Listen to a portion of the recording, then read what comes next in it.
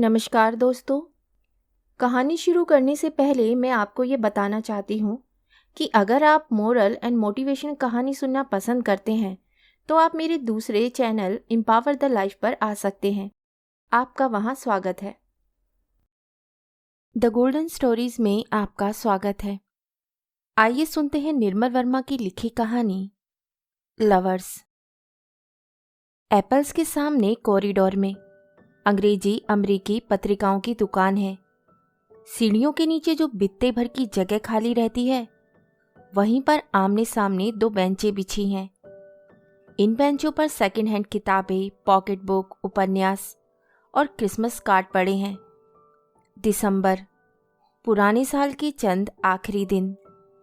नीला आकाश, कपकपाती करारी हवा। कत्थई रंग का सूट पहने एक अधेड़ किंतु भारी डील डोल के व्यक्ति आते हैं। दुकान के सामने खड़े होकर ऊबी निगाहों से इधर उधर देखते हैं। उन्होंने पत्रिकाओं के ढेर के नीचे से एक जर्द पुरानी फटी मैगजीन उठाई है। मैगजीन के कवर पर लेटी एक अर्धनग्न गौर युवती का चित्र है। वह ये चित्र दुकान पर बैठे लड़के को दिखाते हैं और आंख मारकर हंसते हैं। लड़के को उस नंगी स्त्री में कोई दिलचस्पी नहीं है, किंतु ग्राहक तो ग्राहक है और उसे खुश करने के लिए वह भी मुस्कुराता है। कत्थई सूट वाले सज्जन मेरी ओर देखते हैं, सोचते हैं शायद मैं भी हंसूंगा, किंतु इस दौरान में लड़का सीटी बजाने लगता है। धीरे धीरे लगता है सीटी की आवाज़ उसके होठों से नहीं, उसकी छाती के भीतर से आ रही है। मैं दूसरी ओर देखने लगता हूँ। मैं पिछली रात नहीं सोया और सुबह भी जब अक्सर मुझे नींद आ जाती है, मुझे नींद नहीं आई। मुझे यहाँ आना था और मैं रात भर यही सोचता रहा कि मैं यहाँ आऊँगा, कॉरिडोर में खड़ा रहूँगा।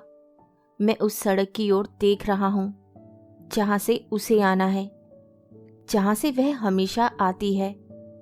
उस सड़क के दोनों ओर लैंप पोस्टों पर लाल फेस्टून लगे हैं, बांसों पर झंडे लगाए गए हैं। आए दिन विदेशी नेता इस सड़क से गुजरते हैं। जब हवा चलती है फेस्टून गुब्बारे की तरह फूल जाते हैं। आकाश झंडों के बीच सिमट जाता है, नीले लिफाफे सा। मुझे बहुत सी चीज़ें अच्छी लगती हैं। जब रात को मुझे नींद नहीं आती तो मैं अक्सर एक एक करके इन चीज़ों को गिनता हूँ जो मुझे अच्छी लगती हैं, जैसे हवा में रंग बिरंगे झंडों का फरफराना, जैसे जैसे चुपचाप प्रतीक्षा करना। अब ये दोनों बातें हैं। मैं प्रतीक्षा कर रहा हूँ। उसे देर नहीं हुई है। मैं खुद जानबूझकर समय से पहले आ गया हूँ। उसे ठीक समय पर आना अच्छा लगता है, ना कुछ पहले ना कुछ बाद में। इसीलिए मैं अक्सर ठीक समय से पहले आ जाता हूँ। मुझे प्रतीक्षा करना, देर तक प्रतीक्षा करते रहना अच्छा लगता है। धीरे धीरे समय पास सरक रहा है। एक ही जगह पर खड़े रहना, एक ही दिशा में ताकते रहना, यह शायद ठीक नहीं है। लोगों का कौतूहल जाग उठता है। मैं कॉरिडोर में टहलता हुआ एक बार फिर किताबों की दुकान के सामने खड़ा हो जाता हूँ। कत्थई रंग के सूट वाले सज्जन जा चुके हैं। इस बार दुकान पर कोई ग्राहक नहीं। लड़का एक बार मेरी ओर ध्यान से देखता है और फिर मैली झाड़न से पत्रिकाओं पर जमी धूल पोंछने लगता है। कवर पर धूल का एक टुकड़ा सा सिमटा है। बीच में लेटी युवती की जांघों पर धूल के कण उड़ते हैं। लगता है वह सो रही है। फुटपाथ पर पत्तों का शोर है। यह शोर मैंने पिछली रात को भी सुना था। पिछली रात हमारे शहर में तेज हवा चली थी। आज सुबह जब मैं घर की सीढ़ियों से नीचे उतरा था तो मैंने इन पत्तों को देखा था। कल रात ये पत्ते फुटपाथ से उड़कर सीढ़ियों पर आ ठहरे होंगे। मुझे ये सोचना अच्छा लगता है कि हम दोनों एक ही शहर में रहते हैं। एक ही शहर के पत्ते अलग अलग घरों की सीढ़ियों पर बिखर जाते हैं और जब हवा चलती है तो उनका शोर उसके और मेरे घर के दरवाजों को एक संग खटखटाता है। यह दिल्ली है और दिसंबर के दिन है और साल के आखिरी पत्ते कॉरिडोर में उड़ रहे हैं। मैं कनॉट प्लेस के एक कॉरिडोर में खड़ा हूँ और प्रतीक्षा कर रहा हूँ। वह आती होगी। मैं जानता था वह दिन आएगा जब मैं एप्पल्स के सामने खड़ा होकर प्रतीक्षा करूंगा। कल शाम उसका टेलीफोन आया था। कहा था कि वे आज सुबह एप्पल्स के सामने मिलेगी। उसने कुछ और नहीं कहा था। उस पत्र का कोई जिक्र नहीं किया था जिसके लिए वे आज यहाँ आ रही है। मैं जानता था कि मेरे पत्र का उत्तर वह नहीं भेजेगी। मैं लिख नहीं सकती, एक दिन उसने कहा था। उस दिन हम दोनों हुमायूं के मकबरे पर गए थे। वहां वह नंगे पांव घास पर चली थी। मुझे नंगे पांव घास पर चलना अच्छा लगता है, उसने कहा था। मैंने उसकी चप्पलें हाथ में पकड़ रखी थी। उसने मना किया था। इट इज़ नॉट डन, उसने अंग्रेजी में कहा था। यह उसका प्रिय वाक्य है। जब कभी मैं उसे धीरे से अपने पास खींचने लगता हूँ तो वे अपने को बहुत हल्के से अलग कर देती है और कहती है, इट इज़ नॉट डन। मैंने उसकी चप्पलों को अपने रुमाल में बांध लिया था। रुमाल का एक सिरा उसने पकड़ा था, दूसरा मैंने। हम उस रुमाल को हिला रहे थे और चप्पलें बीच हवा में ऊपर नीचे झूलती थीं। मकबरे के पीछे पुराना टूटा फूटा टेरेस था। उसके आगे रेल की लाइन थी। बहुत दूर जमुना थी जो बहुत पास दिखती थी। उसके नंगे सांवले पैरों पर घास के भूरे तिनके और बजरी के दाने चिपक गए थे। मेरी ऐनक पर धूल जमा हो गई थी, लेकिन मैं रुमाल से उसको नहीं पहुंच सकता था क्योंकि रुमाल में चप्पलें बंधी थी और उसके पांव अभी तक नंगे थे। तब मैंने उसकी उन्नाबी साड़ी के पल्ले से अपनी ऐनक के शीशे साफ किए थे। वे नीचे झुकाई थी और उसने धीरे से पूछा था, तुम यहाँ कभी पहले आए थे? हाँ, अपने दोस्तों के संग। क्या किया था? उसने मेरी ओर झपकती आंखों से देखा। दिन भर फ्लैश खेली थी। और क्या किया था? उसके स्वर में आग्रह था। शाम को बियर पी थी। वे गर्मी के दिन थे। तुम पीते हो? हाँ, मैं पीता हूँ। किसी ने देखा नहीं? नहीं, अंधेरा होने पर पी थी और जाने से पहले बोतलें नीचे फेंक दी थी। नीचे कहाँ? टेरेस के नीचे। टेरेस के नीचे रेलवे लाइन है, जमुना है जो बहुत दूर है और बीच में पुराने किले के खंडर है।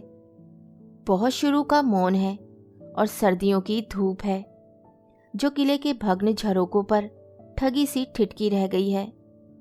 वे शुरू दिसंबर की शाम थी और हम हुमायूं के मकबरे के पीछे छोटे टेरेस पर बैठे थे। बाईं ओर पुराने किले के टूटे पत्थर थे, धूप में सोते से। सामने उबड़ खाबड़ मैदान था जिसे बाढ़ के दिनों में जमुना भिगो गई थी और जहां चूने सी सफेदी बिछाई थी। जब वापस आने लगे तो वे सीढ़ियों पर उतरती हुई सहसा ठिठक गई। तुमने देखा? उसकी आंखें कहीं पर टिकी थी। उधर हवा में उसकी निगाहों पर मेरी आंखें सिमट आई थी। उसने हाथ से दूर एक पक्षी की ओर संकेत किया। वह मकबरे की एक मीनार पर बैठा था। वह चुपचाप निरी आंखों से हमें देख रहा था। यह नीलकंठ है। तुमने कभी देखा है? उसने बहुत धीरे से कहा। नीलकंठ को देखना बड़ा शुभ माना जाता है। क्या हम दोनों के लिए भी? मैं हंसने लगा। मेरी हंसी से शायद वह डर गया और अपने पंख फैलाकर गुंबद के परे उड़ गया था। क्या हम दोनों के लिए भी?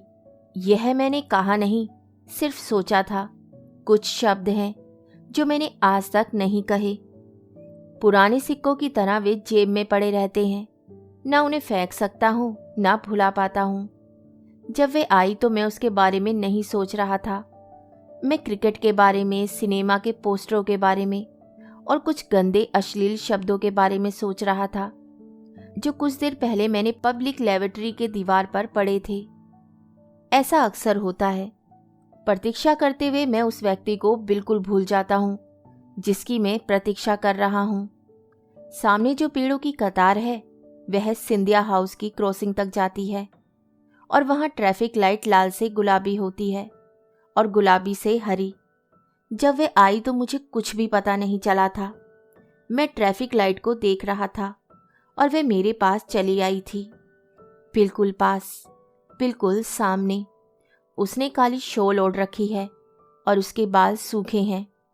उसके होठों पर हल्की, बहुत ही हल्की लिपस्टिक है, जैसे वह अक्सर लगाती है। तुम क्या बहुत देर से खड़े हो? उसने पूछा। हाँ हाँ, मैं तुमसे पहले आ गया था। कब से इंतजार करते रहे हो? पिछले 1 हफ्ते से, मैंने कहा। वह हंस पड़ी। मेरा मतलब यह नहीं था। तुम यहाँ कब आए थे? मैं नहीं चाहता कि वे जाने कि मैं रात भर जागता रहा हूँ। मैं सिर्फ यह जानना चाहता हूँ कि उसने क्या निर्णय किया है। शायद मैं यह भी नहीं जानना चाहता। मैं सिर्फ उसे चाहता हूँ और यह मैं जानता हूँ। हम दोनों एप्पल्स की तरफ बढ़ जाते हैं। दरवाजे पर खड़ा लड़का हमें सलाम करता है। वे दरवाजा खोलकर भीतर चली जाती है। मैं क्षण भर के लिए बाहर ठिठक जाता हूँ। लड़का मुझे देखकर मुस्कुराता है। वह हम दोनों को पहचानने लगा है। उसने हम दोनों को कितनी बार यहाँ एक संग आते देखा है। एप्पल्स के भीतर अंधेरा है, यह शायद अंधेरा नहीं है। हम बाहर से आए हैं, इसलिए सब कुछ धुंधला सा लगता है। बाहर दिसंबर की मुलायम धूप है। जब कभी दरवाजा खुलता है, धूप का एक सांवला सा धब्बा खरगोश की तरह भागता हुआ घुस आता है, और जब तक दरवाजा दोबारा बंद नहीं होता, वह पियानो के नीचे दुबका सा बैठा रहता है। आज अखबार में देखा? उसने पूछा। ना, मैंने सिर हिला दिया। शिमले में बर्फ गिरी है, तभी कल रात इतनी सर्दी थी। मैं सारी खिड़कियां बंद करके सोई थी। कल रात में जागता रहा था, मैंने सोचा, और बाहर सूखे पत्तों का शोर होता रहा था। दिसंबर के दिनों में बहुत से पत्ते गिरते हैं, रात भर गिरते हैं। तुमने बर्फ देखी निंदी? उसने पूछा। हाँ, क्यों? सच? आश्चर्य से उसकी आंखें फैल गई। तब मैं बहुत छोटा था, अब तो कुछ भी याद नहीं रहा। मैंने कहा, तुम अब भी छोटे लगते हो। उसने हंसकर कहा, जब तुम फुल स्लीव का स्वेटर पहनते हो। उसने अपना छोटा सा पर्स पास की खाली कुर्सी पर रख दिया और अपने दोनों हाथ शॉल से बाहर निकाल लिए। वह मेरे स्वेटर को देख रही है, मैं उसके हाथों को।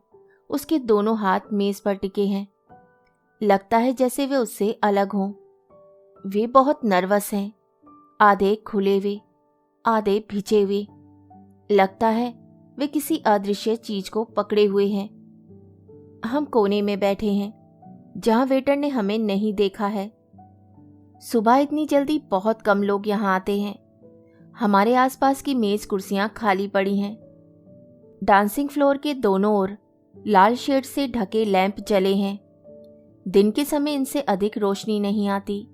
जो रोशनी आती है वह सिर्फ इतनी ही कि आसपास का अंधेरा दिख सके। कुछ फासले पर डांसिंग फ्लोर की दाईं ओर जॉर्ज और उसकी फियांसे ने मुझे देख लिया है और मुस्कुराते हुए हवा में हाथ हिलाया है। जॉर्ज एप्पल्स का पुराना ड्रमर है। 10:30 बजे ऑर्केस्ट्रा का प्रोग्राम आरंभ होगा। जब तक वह खाली है, वह जानता है मैं आज इतनी सुबह क्यों आया हूँ। वह मुझसे बड़ा है और मेरी सब बातें, खुली छिपी सब बातें जानता है। उसने मुझे देखा और मुस्कुराते हुए अपनी फियांस के कानों में कुछ धीरे से फुसफुसाने लगा। वह अपना सिर मोड़कर गहरी उत्सुक आंखों से मुझे और उसे देख रही है। उसकी आंखों में अजीब सा कौतूहल है। यदि जॉर्ज उसकी बाहों को खींचकर झिंझोड़ ना देता तो शायद वे देर तक हम लोगों को देखती रहती। मेरे एक हाथ में सिगरेट है जिसे मैंने अभी तक नहीं जलाया। दूसरा हाथ टांगों के नीचे दबा है। मैं आगे झुककर उसे दबाता हूँ। मुझे लगता है जब तक वह मेरे बोझ के नीचे बिल्कुल नहीं भिज जाएगा तब तक ऐसे ही कांपता रहेगा। वेटर आया। मैंने उसे कॉफी लाने को कह दिया। वे चुप बैठी रही, कुर्सी पर रखे अपने पर्स को देखती रही। मैंने सोचा था तुम फोन करोगी? उसने मेरी ओर देखा। उसकी आंखों में हल्का सा विस्मय था। तुम काफी अजीब बातें सोचते हो। शायद यह गलत था। शायद तुम नाराज हो। पता नहीं, शायद हूं। मैं हंसने लगा। क्यों? तुम हंसते क्यों हो? कुछ नहीं, मुझे कुछ याद आ गया। क्या याद आ गया? तुम्हारी बात। It is not done. उसका निचला होठ धीरे से कांपा था, तितली सा जो उड़ने को होती है और फिर कुछ सोचकर बैठी रहती है। तुम उस दिन ठीक समय पर घर पहुंच गई थी। किस दिन? जब हम हुमायूं के मकबरे से लौटे थे। बस नहीं मिली। बहुत देर बाद स्कूटर लेना पड़ा। उस रात बड़ा अजीब सा लगा। अजीब? कैसा अजीब सा? देर तक नींद नहीं आई। देर तक मैं उस नीलकंठ के बारे में सोचती रही जो हमने उस दिन देखा था मकबरे के गुंबद पर। नीलकंठ? मुझे वे शाम याद आती है। उस शाम हम पवेलियन के पीछे टेरेस पर बैठे थे। मेरे रुमाल से उसकी चप्पलें बंधी थी और उसके पांव नंगे थे। घास पर चलने से वे गीले हो गए थे और उन पर बजरी के 2-4 लाल दाने चिपक गए थे। अब वे शाम बहुत दूर लगती है। उस शाम एक धुंधली सी आकांक्षा आई थी और मैं डर गया था। लगता है आज वह डर हम दोनों का है। गेंद की तरह कभी उसके पास जाता है, कभी मेरे पास। वह अपनी घबराहट को दबाने का प्रयत्न कर रही है जिसे मैं नहीं देख रहा। मेज के नीचे कुर्सी पर बिछा मेरा हाथ कांप रहा है जिसे वह नहीं देख सकती। हम केवल एक दूसरे की ओर देख सकते हैं और यह जानते हैं कि ये मरते वर्ष के कुछ आखिरी दिन हैं और बाहर दिसंबर के उन पीले पत्तों का शोर है जो दिल्ली की तमाम सड़कों पर धीरे धीरे झड़ रहे हैं। मुझे लगता है जैसे मैं वह सब कुछ कह दूं जो मैं पिछले हफ्ते के दौरान में सड़क पर चलते हुए, बस की प्रतीक्षा करते हुए, रात को सोने से पहले और सोते हुए पल छिन सोचता रहा हूं, अपने से कहता रहा हूं। मैं भूला नहीं हूं। कुछ चीजें हैं जो हमेशा साथ रहती हैं, उन्हें याद रखना नहीं होता। कुछ चीजें हैं जो खो जाती हैं, खो जाने में ही उनका अर्थ है, उन्हें भुलाना नहीं होता। वेटर आया और कोना कॉफ़ी की बोतल से पहले उसकी ओर, फिर मेरे प्याले में कॉफ़ी उड़ेल दी। हमारे सामने वाली मेज़ पर एक अंग्रेज युवती आकर बैठ गई। उसके संग एक छोटा सा लड़का है जो उसकी कुर्सी के पीछे खड़ा है। युवती का चेहरा मीनू के पीछे छिप गया। What will you have Sunny? लड़का पंजों के बल खड़ा हुआ, सिर झुकाकर मीनू को देख रहा है। लड़के ने जुबान बाहर निकालकर बिल्ली की तरह नाक सिकोड़ ली। Oh shut up, won't you sit down? Dancing floor के पीछे जो कुर्सियां अभी तक खाली पड़ी थी वे धीरे धीरे भरने लगी। लगता है बाहर सूरज बादलों में छिप गया है। सामने खिड़की के शीशों पर रोशनी का हल्का सा आभास है। जब दरवाजा खुलता है तो पहले की तरह धूप का टुकड़ा भीतर नहीं आता, सिर्फ हवा आती है और मैली सी धुंध। दरवाजा खुलकर एकदम बंद नहीं होता और हम बाहर देख लेते हैं। बाहर सर्दी का धुंधलका है और दिसंबर का मेघाच्छन्न आकाश जो कुछ देर पहले बिल्कुल नीला था। जहां हम बैठे हैं वह एक कोना है। जब कभी हम यहाँ आते हैं तो यहीं बैठते हैं। उसे कोने में बैठना अच्छा लगता है। वह चम्मच से मेजपोश पर लकीरें खींचती हैं और मैं अपनी उन कहानियों के बारे में सोचता हूँ जो मैंने नहीं लिखी, जो शायद मैं कभी नहीं लिखूंगा, और मुझे उनके बारे में सोचना अच्छा लगता है। 2 दिन बाद क्रिसमस है। क्वींसवे की दुकानों पर इन दिनों भीड़ लगी रहती है। कुछ लोग खरीदारी करने के बाद अक्सर यहाँ आते हैं। उनके हाथों में रंग बिरंगी बास्केट, थैले और लिफाफे हैं। जब वे भीतर आते हैं, वह दरवाजे की ओर देखने लगती है। उसकी आंखें बहुत उदास हैं।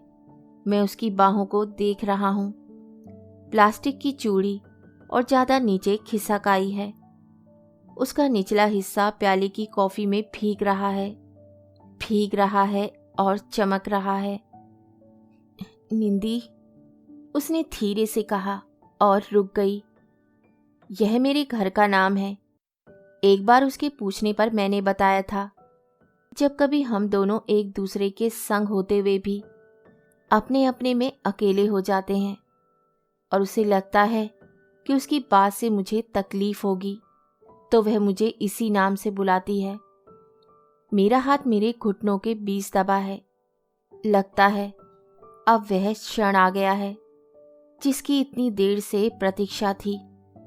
वह आ गया है और हम दोनों के बीच आकर बैठ गया है। निंदी, यह गलत है, उसने धीरे से कहा, इतने धीरे से कि मैं हंसने लगा। क्या तुम इतनी देर से यही सोच रही थी? निंदी, सच। वह भी हंसने लगी, किंतु उसकी आंखें पहले जैसी ही उदास हैं। मैंने इस तरह कभी नहीं सोचा था। किस तरह? मैंने पूछा। जैसे तुमने मुझे लिखा था। मैंने उसे कई बार पढ़ा है निंदी। यह गलत है, सच, बिल्कुल गलत है निंदी। उसने मेरी ओर देखा। उसके बाल रूखे हैं और होठों पर हल्की, बहुत हल्की लिपस्टिक है। जैसे वे लिपस्टिक ना हो, सिर्फ होठों का रंग ही तनिक गहरा हो गया हो। वह मेरी ओर देख रही है। निंदी, तुम। उसने आगे कुछ कहा जो बहुत धीमा था। मैंने उसकी ओर देखा। उसने अपनी 2 उंगलियों में रुमाल कसकर लपेट लिया था। निंदी, सच में तुम पागल हो। मैंने कभी ऐसा नहीं सोचा। Not in that way. ये 4 शब्द बहुत ही छोटे हैं, आसान हैं, और मैं अचानक खाली सा हो गया हूँ और सोचता हूँ जिंदगी कितनी हल्की है। मैंने उसकी ओर देखा। उसकी आंखों में बड़े बड़े आंसू थे, जैसे बच्चों की आंखों में होते हैं, किंतु उन आंसुओं का उसके चेहरे से कोई संबंध नहीं है। वे भूले से निकल आए हैं और कुछ देर में ढुलकने से पहले खुद ब खुद सूख जाएंगे और उसे पता भी नहीं चलेगा। लेकिन शायद कुछ है जो नहीं सूखेगा। मैं कल रात यही सोचता रहा था कि वह ना कह देगी तो क्या होगा। अब उसने कह दिया है और मैं वैसा ही हूँ, कुछ भी नहीं बदला। जो बचा रह गया है वह पहले भी था। वह सिर्फ है जो उम्र के संग बढ़ता जाएगा और खामोश रहेगा, बंद दरवाजे की तरह, उड़ते पत्तों और पुराने पत्थरों की तरह, और मैं जीता रहूंगा। उसके चेहरे पर शर्म और सहानुभूति का अजीब सा खुला मिला भाव है। सहानुभूति मेरे लिए, शर्म शायद अपने पर। निंदी, क्या तुम नाराज हो? मैं अपना सिर हिलाता हूँ। हाँ, तुम अब मुझे बुरा समझते होगे। मैं हंस देता हूँ। मैं अब बिल्कुल शांत हूँ। टांगों के नीचे मेरा हाथ नहीं कांप रहा। जब हम यहाँ आए थे तब सब कुछ धुंधला धुंधला सा दिख रहा था। लगा था जैसे सपने में मैं सब कुछ देख रहा हूँ। सपना अब भी लगता है। उसकी शॉल, उसकी सफ़ेद मुलायम बाहें, लेकिन अब वे ठोस हैं, वास्तविक हैं। मैं चाहूँ तो उन्हें छू सकता हूँ। उन्हें छूते हुए मेरा हाथ नहीं कांपेगा। Nindi, we can be friends, can't we? उसने अंग्रेजी में कहा। जब वे किसी बात से बहुत जल्दी घबरा जाती है तो हमेशा अंग्रेजी में बोलती है। और मुझे उसकी ये घबराहट अच्छी लगती है। मैं कुछ भी नहीं कहता, क्योंकि कुछ भी कहना कोई मायने नहीं रखता। और ये मुझे मालूम है कि जो कुछ मैं कहूँगा वह नहीं होगा। जो कुछ कहना चाहता हूँ वह शब्दों से अलग है। इसलिए 15-20 वर्ष बाद जब मैं दिसंबर की इस सुबह को याद करूँगा तो शब्दों के सहारे नहीं, याद करने पर बहुत सी बेकार निरर्थक चीज़ें याद आएंगी। जैसे वह क्रिसमस के 2 दिन पहले की सुबह थी। हम एप्पल्स में बैठे थे और बाहर दिसंबर के पीले पत्ते हवा में झड़ते रहे थे। क्योंकि ये कहानी नहीं है, ये कुछ ऐसी बातें हैं जिनकी कहानी कभी नहीं बनती। यही कारण है कि मैं बार बार मनी मन दोहरा रहा हूँ। ये वर्ष के अंतिम दिन हैं। बाहर दुकानों पर क्रिसमस और न्यू ईयर कार्ड बिक रहे हैं। यह दिल्ली है, हमारा शहर। बरसों से हम दोनों अलग अलग घरों में रहे हैं, किंतु आज की सुबह हम दोनों अपने अपने रास्तों से हटकर इस छोटे से कैफे में आ बैठे हैं कुछ देर के लिए। कुछ देर बाद वे अपने घर जाएगी और मैं जॉर्ज के कमरे में चला जाऊंगा। सारी शाम पीता रहूंगा। सच निंदी, कांट वी बी फ्रेंड्स? उसके स्वर में फीका सा आग्रह है। मैं मुस्कुराता हूँ। मुझे एक लंबी सी जम्हाई आती है। मैं उसे दबाता नहीं। अब मैं बिना शर्म महसूस किए उससे कह सकता हूँ कि कल सारी रात में जागता रहा था। क्या सोच रही हो? बर्फ के बारे में। तुमने कहा था कि शिमले में कल बर्फ गिरी थी। हाँ, मैंने अखबार में पढ़ा था और मैं देर तक तुम्हारे बारे में सोचती रही थी। रात भर बर्फ गिरती रही थी और मुझे पता भी नहीं चला था। इसीलिए कल रात इतनी सर्दी थी। मैं अपने कमरे की सारी खिड़कियां बंद करके सोई थी। जब कभी शिमले में बर्फ गिरती है तो दिल्ली में हमेशा सर्दी बढ़ जाती है। कुछ देर पहले मैं एप्पल्स के आगे खड़ा था। मैं पहले आ गया था और ट्रैफिक लाइट को देखता रहा था। मैंने 10 तक गिनती गिनी थी और सोचा था 10 तक पहुंचते पहुंचते बत्ती का रंग हरा हो जाएगा तो वह हाँ कहेगी, नहीं तो नहीं। किंतु अब मैं शांत हूं। और निंदी, तुमने यदि पत्र में ना लिखा होता तो अच्छा रहता। अब हम वैसे नहीं रह सकेंगे जैसे पहले थे। और मैं जागता रहा था। मैंने सोचा, तुमने नहीं सुना? कल रात देर तक दिल्ली की सूनी सड़कों पर पत्ते भागते रहे थे। मैंने कहा, मैं खिड़कियां बंद करके सो गई थी और मुझे सपने में हुमायूं का मकबरा दिखाई दिया था। तुम जोर से हंसे थे और बेचारा नीलकंठ डर से उड़ गया था। हम दोनों चुप बैठे रहे। कुछ देर बाद उसकी पलकें ऊपर उठी। क्या सोच रहे हो निंदी? मैं चुपचाप उसकी ओर देखता रहा। बर्फ के बारे में, मैंने धीरे से कहा। हम उठ खड़े होते हैं। ऑर्केस्ट्रा शुरू होने वाला है और हम उसके शुरू होने से पहले ही बाहर चले जाना चाहते हैं।